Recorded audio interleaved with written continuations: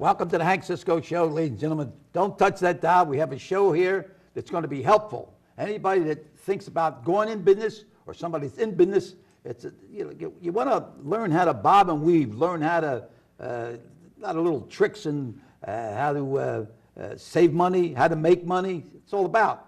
And it's about business. Last week my show was about show business, about the big show down at the Cultural Center that's running starting on the 6th. So this is a different kind of business, but it's still show business. So ladies and gentlemen, my guest today, and please, it's only a half-hour show. There's no profanity. There's no nudity. So stick around. It's going to be helpful, okay? My guest today is Karen L. Jett, right? Yes. I pronounced that right? That Jett? is correct. Okay. And you have to do with, right here, it says here, grow your people, grow your business. That is correct. That's what it's about, right? Yes. Okay. Now, I don't know anything about it, but you know how I met you. We were both honored at the Montgomery County Community College just last month. We were both put in the Hall of Fame, and so she gave a little talk, and I gave a little talk, and I liked what she said when she says, "I did it my way," like Frank Sinatra, and so I thought, well, geez, you know, you're successful. You graduated college, and you got this business now, and you're very successful, and you wrote a book, and we're going to talk more about the book, but I'm just happy that, you know, that you were able, when we graduated, I graduated at Montgomery County Community College, you know, and 1974, that's what, 35 years ago, you know, and I didn't think education was that important. I dropped out of school when I was in 8th grade, but then I got a GED and I got a police science course. So, okay, that's about how we met, and now you're out to help people, okay? So tell me something about yourself, okay? Right. Well, I did go to Montgomery County Community College with you, and I majored in accounting. And for 20 plus years, I did accounting, worked my way up, was assistant controller of an organization. And after doing accounting for 20 plus years, I realized that I was tired of putting little numbers in little boxes. Right. And I decided I wanted to work more with people. So Okay. I started my own business, Jett Excellence. Jett, that's the name of it, Jett Excellence. You know, your name and excellency. Yes. Okay. Now, all right, now, what prompted you to go into this kind of, what scoop? What, you always had to drop a scene. How did I start like I was a policeman? What made me want to become a policeman? What was my first thought? Who encouraged me? How'd that come about? Well, I spent a lot of time in my last couple years at Jett Excellence just growing people. The company was growing. It was growing very rapidly. We had a lot of new staff coming in. And I spent my time working with these people, helping them to grow into their positions and become the best employees that they could possibly be, really the best people that they could be. Yeah. And I enjoyed doing that. And when I left, I realized that I wanted to take the things that I had learned and... How did you learn them? Trial and error. Man, I made more mistakes than the average bear. Well, you learn more by your mistakes than you do. You know, my perfect example of being a former boxer, I learned by my mistakes. If I keep my left hand too high, I get hit in the chin. Keep my hand up high. So I learned by my mistakes. Yes. Mistake keeping it low, you get hit in the chin. Yeah. So you learn by your mistakes. Yeah, that's right. Yeah. Right. So I'm hoping I can help other people to avoid those mistakes by helping them to know what I learned in growing these people. I was kind of lucky because the first time I managed somebody, I was not given any authentic power. I wasn't their supervisor. I was just brought in to help them to succeed in their job. But I was their peer. I was not their supervisor. So I had no authority to say, do this because I say so. So I had to figure out how to motivate this person to do How the to things. do it without beating them up. Yeah. Or twisting their arm. Yeah, I had to figure out how to get them to do it willingly because I couldn't make them do it. Well, in other words, that's leadership, Yes. right?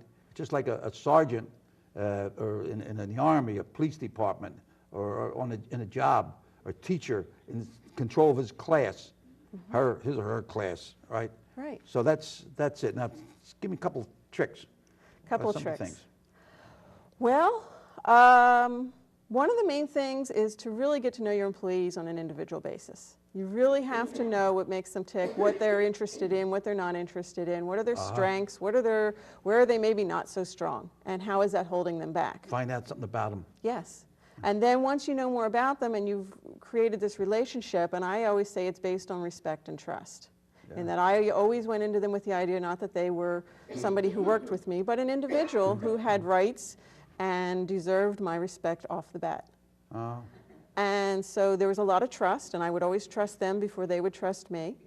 And we would just, you know, learn one mistake at a time together. I always had this one rule, and this is one of the biggest things that always worked for me, and it was a 3 strikes rule. And that was that you could make any mistake you wanted as long as you only made it once. They say everybody makes mistakes, but only a fool makes the same mistake twice. Is that right? That is correct. Right. I remember, I think he was a minister. I would think I was in 7th or 8th grade here, or I think it was a Rittenhouse. I think it was Reverend Fay. I don't know if some of you people listening, the audience, remember Reverend Fay, and he spoke and I remember that line, you know. So you make mistakes, you know, but you get knocked down, get up, don't stay there. You know, shame on you if you stay down. So, all right, now, give me an example of some kind of business. How, say a guy wants to start a new business, okay? He's going to start a business, and he should know if he's going to hire help, how to hire, how to select, and how to keep them under control. Yes. I guess you would call. We're under control, so I guess as good a way of putting it as any. Control, yeah. Pull the reins, you know, loosen up, right. Yeah. I mean, to me, it all starts with hiring the right people. And that is a big part of it, is getting people in. And I always thought it was more important to hire for attitude than it was for skills. What it was mean? More important to hire for attitude than it is to hire for skills. Skills can be learned. You can teach them to anybody who's willing and able. But, and the desire. And desire, yes. And that's part of the attitude. So if you get the person with the right attitude, you can teach the rest. I worked for a not-for-profit. They're not known for paying very well. So I was always looking for somebody with the right attitude. Right attitude. And desire. And desire. You know, Newt Rockne was one of the greatest coaches in Notre Dame years ago, and he was quoted. They asked him, what do you look for? You're a top coach in your Notre Dame, top team, and top coach. What do you look for in a football player? Do you look for a guy that's a good passer, or a guy that can tackle good, or a guy that can pass good? You know, he says, I look for a guy that has a desire, the desire to play. If he has a desire to play, I can teach him, and he can go a long way. So, starting right at the beginning, the guy has a desire, he likes the job, or whatever. You know, just like you put all them other ingredients in, and I think that's a good way to do it, right? Yeah. So. All right, now, how people get in touch with you? People want to, like if somebody wants to open a business, they get in touch with you? How do they do that? Well, most times I work with privately held businesses, and 90% of You contact them, different businesses? I do contact them, especially rapidly growing companies, but they can reach out to me also. They can check me out at my website, www.jettexcellence, that's Jett, excellence.com. They can also email me, kjett@jettexcellence.com. So, I mean, really, it's about growing your people so that your business grows well. And then, what is the most important message for growing your people, growing, like you say here in this, my little thing here, growing your people, right? Yes. What do you mean by that? Well, the idea is to come up with this. No, you don't mind me asking them questions, do you? Not at all. Not at all. No, I'm just kidding. Go ahead. The idea is to create what I call authentic empowerment. And I use the phrase authentic empowerment because the term of self-empowerment has been overused. And I think it's come to be almost meaningless. And I'll tell you that authentic empowerment is this idea that your employees are doing what they're supposed to be doing even when no one is looking, which frees the owner of the business up to be doing strategic things instead of looking over their employees' shoulders. Yeah. And it all starts with a company that has values-based leadership. And then from that, you create this environment of respect and trust. You start to concentrate on growing the individual who works for you. And yeah, you want to grow their skills, but you want to grow them as a person also. You don't do just like this narrow person and make their skills better. You want to make the entire person better. Right. Now, all right, now you wrote a book. Now, okay. You wrote a book. Here it is, right here, right? Get a good shot of this, all right? And I don't know, it's a lot of heavy stuff in here, right? What made you write a book? I always, We just, Stan Husky, the editor of Times Herald, he wrote one about Norristown, and it already sold out the first print. They're going into the second printing. Oh, that's fabulous. So people want to know, you know. It's like, what did Harry Truman, the President Truman, say? What's new? The history we haven't read. So it's read. At least you watch on TV, you know, boom, flash, you know. But a book, at least you can go back to it. You go back to it, right? And so what caused you to, not caused you, but give you the idea? Say, I want to write a book. I have an 18-hour workshop on growing people. You give workshops? I do workshops. It's an 18-hour workshops, 3 hours a week for 6 weeks. Brings managers in, they learn the skills they need. There's 1 week between each class so they can go out and they can apply what they learned in that class, come back, talk about it, and learn some new skills. Fabulous method because it gives people the ability to go back and the accountability to actually be following up on what they're learning. So it's not like 2 days of training and then they go back to work and they're so busy and it all gets forgotten about. So I was showing that workshop and materials to a friend, and she looked at me and she said, "This is a book. Why haven't you written the book?" And my only answer was, "I don't know." So I took her idea, and 9 months later, voila, we had Grow Your People, Grow Your Business. And what do you think is one of the most important chapters on this? That's a tough question. That's a very tough question. They're all really important. There's a lot of, it uses a farming metaphor. So when you go through and you look at the chapters, you've got things like stringing up cucumbers and tell me about the tomatoes. cucumbers. I want to know about that. Yeah, okay, go ahead. Tell me about the cucumbers. I got that. Now, let me see, where is it? What about the cucumbers? Tell me about the cucumbers. Okay, the book has a farming metaphor. My husband is a farmer, so I come by this very naturally. Oh, yeah. This book has some interesting chapters in it, stringing up the cucumbers, right? You string up cucumbers. Yes. Right. Why do you choose farming about cucumbers? What's the scoop on that? My husband's a farmer, so at night we would be talking about our businesses. Where, up in Telford? Up in Telford, yes. A lot of farming area there, huh? Right. Less and less, unfortunately. Yeah, they keep building houses on the farmland. But yeah, he grows organic vegetables, and he would come home at night and he would be talking over the dinner table with me with the challenges of growing the cucumbers or whatever it was, or planting or getting the seedlings to come up and choosing the right seed. Yes, doing the right thing. And I'd be sitting there talking about the challenges that I had working with people who had management issues, and we'd be going back and forth. And suddenly I realized that we were facing similar problems. That he was talking about the challenges of growing plants, and I was talking about the challenges of growing people, and there was this parallel universe going on. Oh, I get it now. Growing, okay, cucumber, okay. So and growing people. Yes. So I started looking at the farming as a metaphor for what I do with growing the people.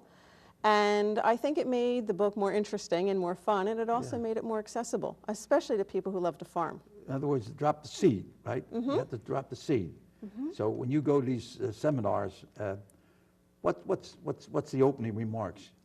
What are some of the things that you get their attention? I usually start off with, how would you like to know that all of your employees are doing what they're supposed to be doing, even when you are not looking? And that's like every manager's dream, is to be absolutely sure that those employees are doing what they're supposed to be doing, and they don't have to look over their shoulder. And it's not something that happens very easily or straightforward. It's a simple process, but it takes a lot of time and energy. You don't have to be there all the time. Right. And it's well worth the payoff. I mean, once you do that, you've got these star employees, because it's based on my experiences when I worked as a manager. And I had, in retrospect, when I looked back, I realized that every one of my employees was a fabulous employee. Everyone. Their performance was up here. And then the company grew, and I got promoted, and I was no longer directly supervising these. What kind of job was that? I worked for a not-for-profit, and I was the assistant controller. A non-profit, yeah. And what kind of deal was that? They had homes for developmentally disabled adults, and they did foster care in the Bucks and Montgomery and Philadelphia region. In Montgomery County? Oh, yeah, okay. Yeah, so they were, it was an absolutely fabulous company. It was actually really... So you learn by seeing, well, I think we should do it this way, should do it that way, and finally say, well, wait a minute, why don't I take control and start doing the right thing, you know? Yeah. I see that, All right, tell me about yourself now. What school did you go to? Did you go to school, did you? I did go to okay, school. All right. Started at North Penn High School. Where? North Penn High School. North Penn. Oh, that's so near Lansdale, In right? Lansdale, Yeah, yes. okay. And I took a semester off after I graduated high school, just to kind of gather myself and to figure out what I really wanted to do next. And I decided to go to Montgomery County Community College at night while working Good. during the day. Good. You know, when I first went there, I was the first graduating class, you know. Oh, congratulations. Yeah, the first one, when I started, I was at Country Hockin, and then it closed down, and then they finished building it, and I was the first graduating class. And I had to walk through mud, little creeks and stones. And now I was there just when we were there to get this award, both of us. And I see all these cars, these parking lots, new buildings and all.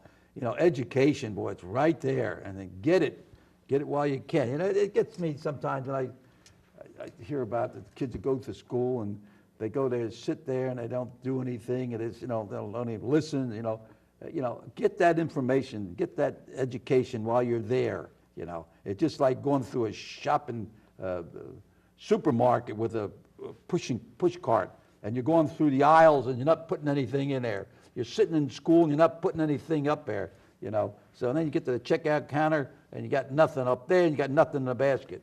So while you're here, you know, learn something because it comes in handy. You know, if I didn't have that associate degree, I wouldn't have been able to do some of the things that, you know, I got a call here, call there. I was able to speak here, different places. And I'm very fortunate that education is a good thing. So while you're in school, get it, you know. After that, it's tough.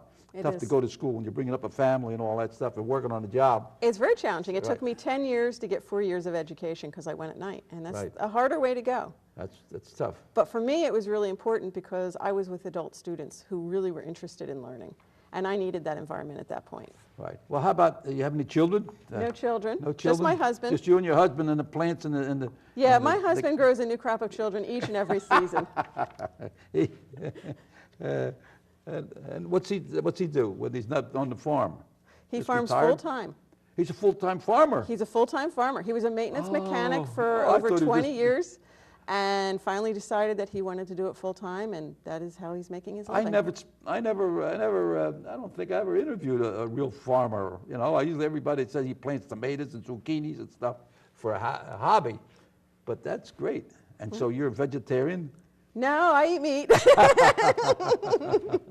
So, but all I eat a right. lot of vegetables too. All right. Now you went to you go to any colleges or anything? Or, I mean, Montgomery County Community College, and It took me 5 years to get my 2-year degree going at night, and then I took 4, transferred yeah. to Temple University, and I graduated from Temple in 1991 with a bachelor's in business administration with a major in accounting. yeah. So, all right. Now, this chapter, what do you think is? I keep on trying to hit you, you know, with overhand rights. The most important chapter. When it comes down to it, probably the most important chapter of all is the last one, which is Dancing Deer. What is it? Dancing Deer. What do you mean by that? Well, it comes back to the story of my husband. He had a field, and the deer kept coming in and eating his corn. So he kept learning from what, you know, he went back and he sprayed the corn, and it kept the deer away, but then it rained and it washed it off. So he learned a little bit. And then he learned that he didn't have to spray all the corn, he just had to spray the perimeter. So then he learned, and eventually he figured he wasn't going to be able to grow corn in that field because there was too many deer. So he planted foods that the deer didn't like onions. And then one day he came in and he found the onion field was trampled like the deer had been dancing in it all night. And that was when he learned that he needed to find a new field. Oh my God. So the story is really about perseverance. It's about not giving up and learning that failure, you only fail when you stop trying. Right. Yeah. Don't lose the fight in the dressing room. Yes. Right. Get out there. Did they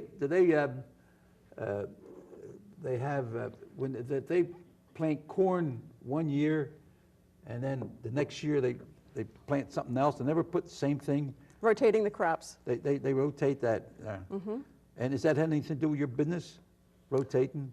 Well, somewhat, yeah. I mean, part of a lot of companies, they rotate people through different job assignments and help them to grow. Yeah. A lot, and these are mostly larger companies. The smaller companies Giving can't people always. experience. Yeah, you know what I would, if I were the Attorney General of the United States, or if I had the power, I would say now the city police officers and the suburban police officers, I would get a suburban police officer and let him work 6 months in center city, and a guy in Philadelphia or Pittsburgh or big city, and living in the suburbs, and see how you work with different people, you know, diversity and different type of crimes and different types of people needs, you know. Yeah.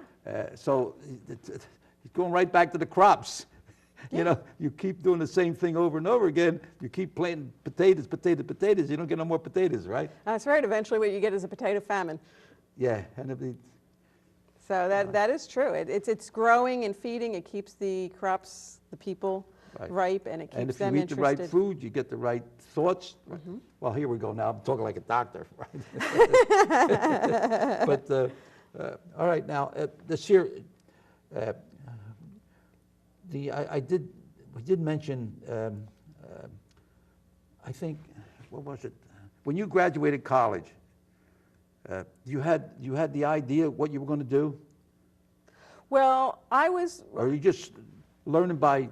I kind of fell into accounting. I mean, when I came out of college, I had an accounting degree, and I fell into it because I was just always good at math. I was always very, very good in school and had honors and all that sort of stuff. And my strongest area was always math. So I asked people, what do you think I should do? And they said, oh, accounting. And I said, okay, I can do that. And so I majored in it. And I had fun doing it for 20 Yeah. years. But it wasn't enough. It was just like you said, putting numbers in boxes. As accounting evolved and as I kept moving up, it became more and more about following the regulations, putting little numbers in little boxes. Yeah. And I realized that I was just getting tired of it. I had learned a lot about it. There wasn't a whole lot more for me to master in it. So I was getting a little bored with it also. And I found that I had much more fascination with how do I get the most out of people? How do I help them to succeed? And how can I help other people? Right. And there's a need for it, especially today. People starting new businesses. Some businesses are closing down. Things right now, we're talking about the economy. So it's good the guy start preparing. The things are a little tough right now, but then Yes. it'll stay tough forever, you No. know. And Yeah, and the really smart employers right now are actually investing in their employees. And it's not easy. They have to look for some high-value, low-cost ways in which to do it in this economy. I know I interviewed my eye doctor, and he told me when he started out as a dentist, and he didn't like it, you know, Okay. for some reason or other, and he started working on eyes. But I had another surgeon here, and he started out one thing, a family doctor, and then only went into the surgeon. So changing careers or changing ideas or getting involved, I think, and I think, you know, the old story, if you want to swim, you got to get in the water. So you got to try things out. If you're going to stand there and just stay on the shore all the time, just looking, say, is the water cold, is the water deep, you know? So I think that's the most important thing. But how long did it take to write this book? It took me 3 months to write the book. And then it took me 6 months to do all the rest of the stuff that goes along with writing a book. The editing, the graphics, and the all editing, that sort of stuff. Right. So, I mean, I started off with a false start. I wrote the first book, the first chapter, and I put it aside, and I was like, man, I have to come back and edit this. I don't even want to read it again to edit it, let alone somebody else reading it. Right. So I kind of put it aside for a little while, and I started reading some other books that were very good, and I'm like, what makes this book good? And then I took some of those thoughts and what I learned in reading these other books, and then I went back and I started again fresh. And I made it a conversation. It's an easy-to-read book. It's very accessible. It doesn't have a lot of big words in it on purpose. Well, no, thank God, right. It's got some- I shy away from big words. It's got some jokes. It's got lots of graphics Yeah. showing you how I see things... here's one there, I guess, looked like your husband here, the farmer, right? Yes. And he's out there, and it says, lead, coach, communicate, organize, and intermediate, right? Intermediary, What do you yes. mean by that now? Those are the different functions that a manager needs to be able to do. They need to be able to lead their people. They need to be able to coach them and help them to achieve the next level. They need to be an intermediary and go between different people and pull them together and being a uniting force for making things happen in the company. What's this here, plant tomatoes in January? That's about time management and planning your time. The idea is with a farmer, if you want tomatoes in July, you have to start thinking 2 or 3 months in advance of what you want. So what it's all about is planning. Planning, yes. You know what? We planted this here, and now, you know, the show's over. The half hour is over. Goes fast. Oh, my. But, you know, it's been a pleasure, you know. And don't forget now, touch base. You got the, tell them the phone number you get in touch with. To call me, it's 215-257-9432. The book's available on my website, jettexcellence.com. It's also available on amazon.com and barnesandnoble.com. All right, let's get a little toast here. Alla salute in Italian, so to your health and good business.